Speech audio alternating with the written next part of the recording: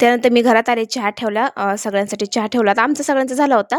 पप्पा पाहुणे आले होते घरी, त्याच्यामुळे त्यांच्यासाठी 2 कप चहा ठेवला होता इथं आणि पप्पांसाठी 3 कप असा चहा ठेवला होता मी. छानपैकी चहा इकडं उकळत होता. त्यानंतर आहे ना मी घेतला 1 कप धुवून घेतला, कारण की मगाशीच आमचा चहा-पाणी झाला होता. आणि त्यानंतर चहा झाला आपल्या इकडं रेडी. मग मस्तपैकी असं कप भरून दिले, चहा जाऊन बाहेर दिलं. बाहेर बसले होते हॉलमध्ये पाहुणे. बोलत पप्पांसंग बोलणं चालू होतं आणि पाहुणे दुसरे कोण नाही, माझ्या आत्याचा मुलगा आला होता आणि मीच विसरून गेले. त्यानंतर ते म्हणजे विसरून गेले आणि पाहिलंच नाही मी, म्हणजे ना त्यांना मी बघितलंच नाही. त्याच्यामुळे मी चहा दिला, पाणी दिलं आणि मी विसरूनच गेले, की ना कोण आलेत पुढं बघावं. तर त्यानंतर तेच मला म्हणाले, की "ओळखलं का?" तेव्हा मी म्हणलं, "हां, ओळखलं. तुम्ही आहे का?"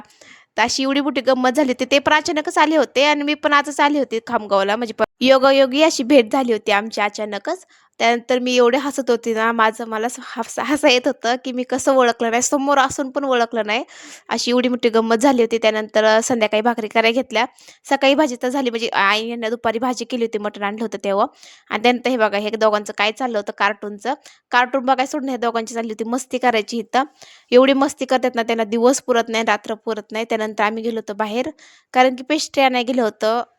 आईंचा बर्थडे पण होता आणि आई म्हणल्या, "केक तर नको, पण मुलांसाठी खाऊ आणू." मग खायला आणण्यासाठी गेलो होतो. श्रीखंड घेतले, आईस्क्रीम घेतले, थोडी मिठाई घेतली आणि त्यानंतर लगेच मग घरी आलो. आम्ही घाडामुडला गेलो होतो आणायसाठी, कारण की खामगावमध्ये दुकान नाही आहेत एवढे असे केकचे. घाडामुडला भेटतात, मग तिथूनच आणलं होतं. मग छानपैकी अशी पेस्ट्री आणली होती, छान होती ही पण. त्यानंतर ह्या मॅडम बघा, खायचं लगे आले-आले इथं दात काढलं, म्हणजे दाढ काढली आहे, तरी हिला चॉकलेट खायची सवय काही जात नाही अजून पण. त्यानंतर मग भाजी गरम करायला ठेवली होती, कारण की भूक लागली होती सगळ्यांनाच. छानपैकी इकडं मस्त अशी मटणाची भाजी उकळत होती, साईडला भाकरी, भात हे सगळं असं मस्त असं बेत होता. त्यानंतर मी घेतलं जेवायला. भाजी, भाकर हे घेतलं खाण्यासाठी. छानपैकी माझं ना पोटभर जेवण झालं इथं. आणि मुलं तर काही जेवणार नाही, कारण की त्यांना पेस्ट्री आणि आईस्क्रीम आणलं होतं ना, तेच खाऊन त्यांना झोपायला लागणार होतं. कारण की दिवसभर इकडं गावाकडं दिवस पुरत नाही त्यांना खाण्यापिण्याला. त्यानंतर जेवण झाल्यानंतर लगेच ह्याला मी किचन आवरायला घेतलं. थंडी एवढी वाजत होती ना, त्याच्यामुळे स्वेटर घालून घेतला. गावाकडं भरपूर थंडी आहे, कारण की नदी पण जवळ असल्यामुळं ना भरपूर थंडी पडते. त्यानंतर म्हणजे अशा प्रकारे काही किचन माझा आवरून झाला होता.